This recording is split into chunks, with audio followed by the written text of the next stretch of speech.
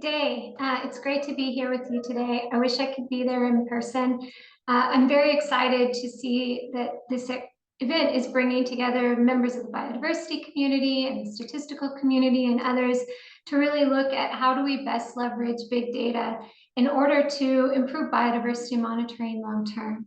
I'm going to give you a bit of an update of how biodiversity monitoring is happening under the Convention on Biological Diversity and where are the needs and how could big data fill some of these gaps. So I'm going to share my screen. Just give me a second.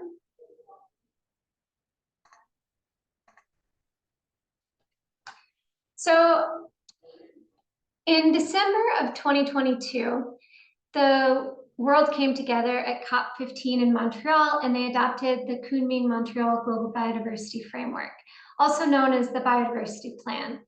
And in this decision, there were a number of equal decisions that were adopted at the same time. These have the same standing as the adoption of the Global Biodiversity Framework.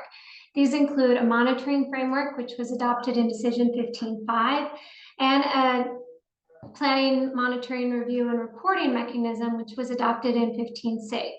These are the two primary decisions that I'm going to be talking to you about and to try to explain what this means in terms of how biodiversity monitoring is envisioned under the convention. There was also decisions related to resource mobilization, capacity building, and digital sequencing information.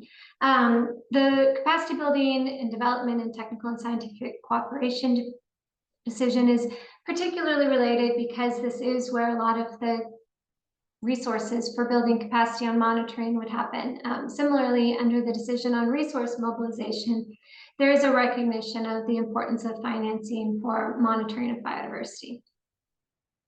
So what Decision 15.6 says, this is the decision that outlines how national biodiversity strategies and action plans will be developed and how national reporting will occur. National reporting is a legal obligation under the convention, and so members of the convention, parties to the convention, are legally obligated to report according to a set template. And so the NBSAPs are to be developed, so the national plans are to be developed by COP16, which is later this year.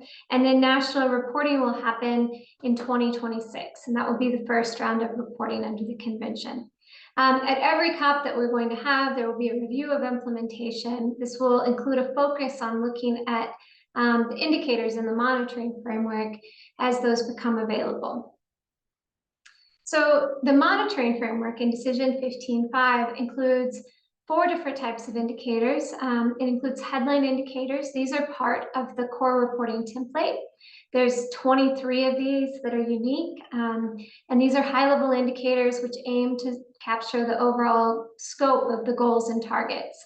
These are going to be used for planning and tracking progress towards the major outcomes in the global biodiversity framework. And these outcomes include things like protecting and restoring nature, nature's contribution to people, access and benefit sharing, and financing.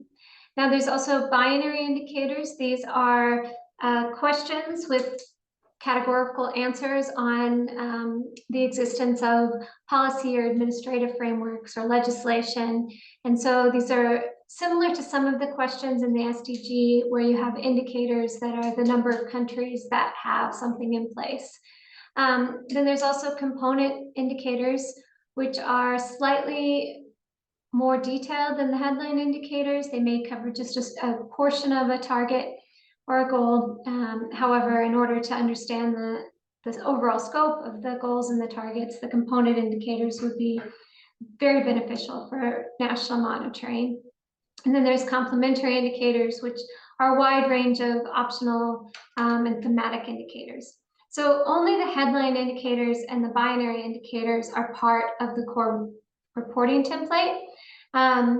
The countries or the parties to the convention are encouraged to use the headline indicators and any other indicators that are relevant for developing their NBSAPs, for identifying interventions, for tracking progress at the national level, as well as providing information that can be used to track global progress. So then, as I mentioned, the national reports are due in February of 2026. And there's a template for reporting that was adopted at COP15 as well. And in that template, the headline indicators and the binary indicators are part of this core reporting template. And so what this really is doing is it's putting a big focus in the national reports on having data, which can be used to track progress.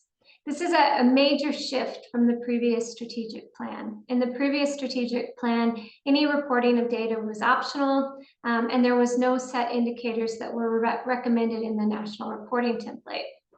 And so the fact that countries wanted to adopt a monitoring framework and that this monitoring framework was adopted at COP15 represents a real interest in having data that is available to track how progress is going at the global level and at the national level towards the convention and towards the global biodiversity framework objectives.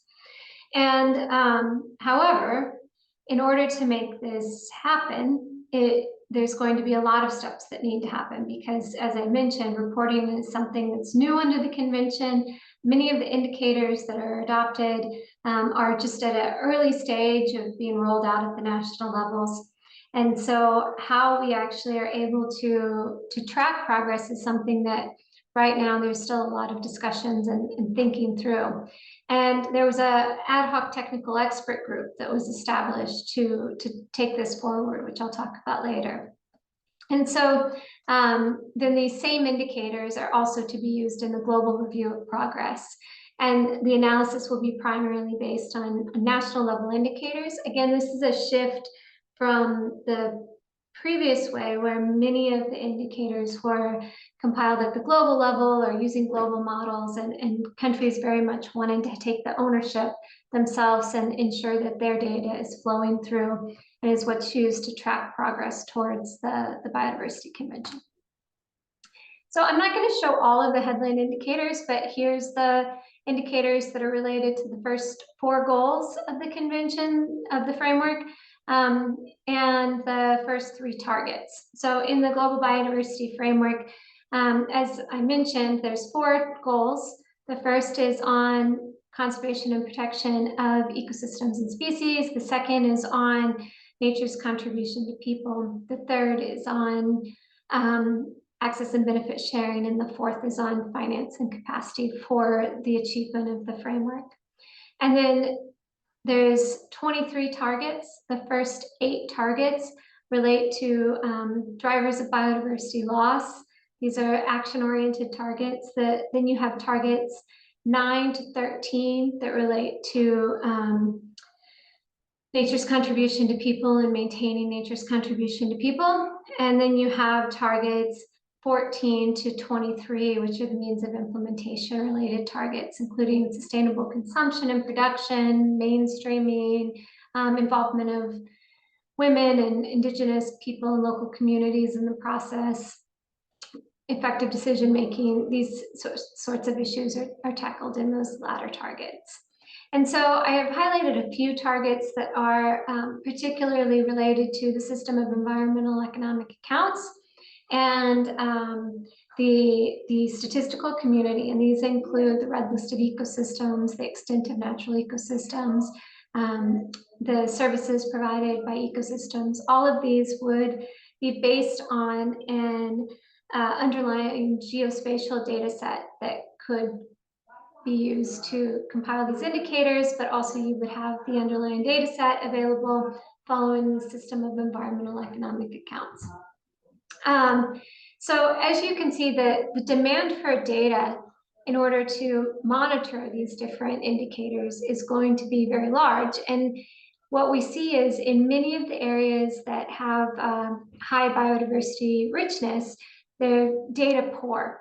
And so one of the things that we are very much looking at is how do we support countries to better use existing big data sets in order to roll out these indicators. And for some of the indicators like the red list that already use a lot of citizen science data, there's already processes in place for pooling data from different sources into the calculation of these indices. However, for other data sets, there's still a lot of work to do in terms of developing the data flows and finding ways that data can flow up from national level, from citizen scientists, from community-based monitoring systems into the indicators. Additionally, many of the indicators can leverage remote sensing data that's available for satellites, but I think that there's still gaps in terms of how countries can nationally validate this data. How do they use information that's available at the national level in order to ensure that the information that's reported by governments really is also the governments feel some sort of ownership of this. And so I think this is the challenge that you have in the meeting that you're having today, is really how do you make sure that any of the data sets that are developed that use these big data sets, how do you make sure that they also have government buy-in and ownership and validation so that they're really useful for decision making? There was a series of webinars that we conducted on the indicators that I just wanted to share the link for in case anyone wants to see any of the specific methodologies on some of the indicators. You can go to this site. And so where do I think the game changers are in terms of the adoption of the Global Biodiversity Framework versus the previous strategic plan, which was the EDGE framework? One, I already mentioned, the adoption of the monitoring framework was a huge achievement. There was not a monitoring framework that was adopted for national level use in the previous decade. And so the indication that countries really want to have such a monitoring framework is already a major game changer. The agreement to use a set of common indicators across countries in the national reports, which are these headline and binary indicators, is also a major shift forward, as it will create a situation where countries are reporting at least on some common indicators, and there's an ability to use national data to track global progress. And another changer, I think, that I didn't mention before is that financial reporting, which used to be separate from the national reports, is now part of the same template.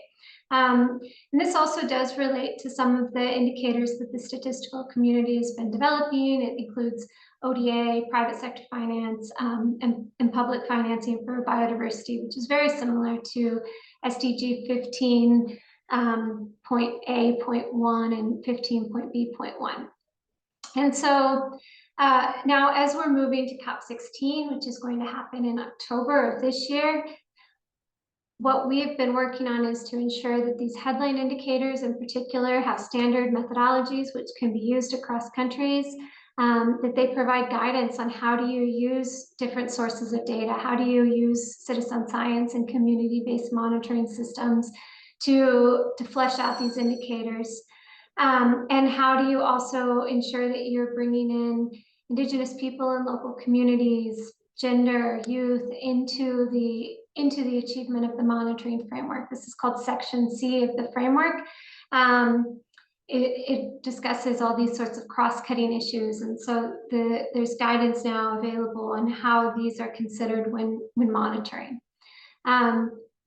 We also have synergies with different multilateral environment agreements and the protocols of the convention. So looking at how do we ensure that the monitoring of biodiversity that's done by Ramsar or by the convention or by the Convention on Migratory Species has some sort of similarities to something else that we're very much looking to promote moving forward. And one of the things that I think that's particularly important for this meeting and also for the monitoring framework is using a consistent disaggregation across the geospatial indicators in particular, but also across other indicators. And this includes using the IUCN Global Ecosystem Typology Level 3, which is Ecosystem Functional Group, to measure different ecosystem types, and also to use the land tenure indicators for Indigenous people that has been developed by the International Land Coalition as ways to have information on these different ecosystem types and also land tenure across the different indicators. Again, in order to make this a reality, will require bringing in different forms of data, remote sensing data on land tenure. There'll be community-based monitoring information. And so how do we pull this all together? How do we include governments in the validation process is something that is really a challenge for the monitoring framework, and linking with the statistical community and linking with geospatial information management systems is something that's going to be very key to making this a reality. And all of this will require investment in national monitoring systems, which is something that is also part of the decision making that's going to happen in October of this year at COP. I mentioned that there's a lot of guidance that's been provided. If you go to the SAPSTA 26 website for the Convention on Biological Diversity, there's a series of information documents, which are just numbered here, that you can see that describe all of the methodologies for the different indicators. And so back to the global ecosystem typology that was just mentioned, there's in each country between 10 and 60 ecosystem functional groups. And so trying to actually map those out and delineate where different ecosystems or ecosystem functional groups are occurring is something that is a starting point for many of the disaggregations of different indicators. And as I mentioned, this is something that will really require innovative ways of looking at different data sets. And we're working with the Group on Earth Observation and the GeoBon and many other partners, and IUCN and UNSD and many partners to try to say, how do we actually achieve this global map and national mapping of different ecosystems by their ecosystem typologies. And so with that, I think I will hand over to the other presenters, and I know that many of them will go into more detail on some of the biodiversity observation systems that they're working on, and also some of the work that they're doing with remote sensing. Thank you.